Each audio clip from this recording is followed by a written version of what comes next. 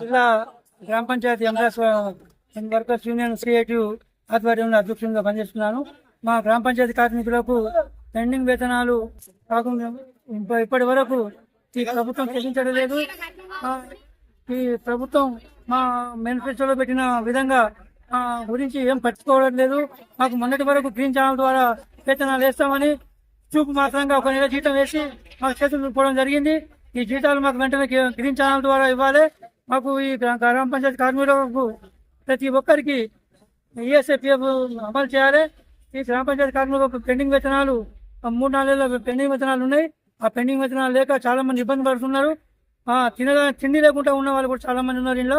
కాబట్టి ఈ ప్రభుత్వం వెంటనే స్పందించి మా సమస్యలను పరిష్కరించకపోతే మేము ఆందోళనకు పోవడానికి సిద్ధంగా ఉన్నాం. టెంట్ వేసుకొని టెంట్ కింద కూర్చునే